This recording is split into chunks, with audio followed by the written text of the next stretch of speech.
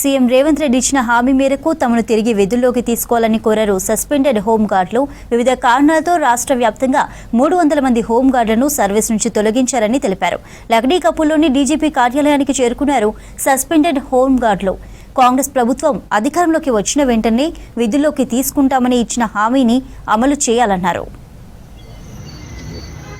మా రవీంద్ర గారు హోంగార్డు మా రవీంద్రాన్ని చనిపోయినప్పుడు ఇప్పుడున్న ప్రెసిడెంట్ సీఎం రేవంత్ రెడ్డి గారు మా అందరిని పిలిపించుకొని మా అందరు కూర్చోబెట్టుకొని మా భుజాల మీద చేసి మీరు గనక మన కాంగ్రెస్ గవర్నమెంట్ తెచ్చుకొని నన్ను సీఎం చేస్తే కనుక మీకు రిమూవ్ చేసిన హోంగార్డ్ జాబ్ మీకు తప్పకుండా ఇప్పిస్తారనేసి మన ఇప్పుడు ప్రెసిడెంట్ ఉన్న రేవంత్ రెడ్డి గారు మాకు మాట ఇచ్చారండి.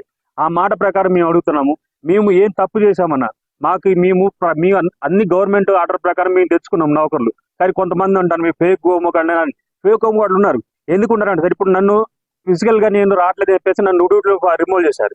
నేను రిమూవ్ చేసినప్పుడు నా డ్యూటీలో నా అక్కడ ఖాళీ ఉండాలి హెడ్ క్వార్టర్ లో, కానీ నా ప్లేస్ లో ఇంకొక డ్యూటీ చేస్తుండే అక్కడ. అతను ఎందుకు డ్యూటీ చేస్తుండు? అది ఎవరిని అపాయింట్ చేశారు వాళ్ళు? అది అతను ఫేక్ హోంగార్డ్ అతను.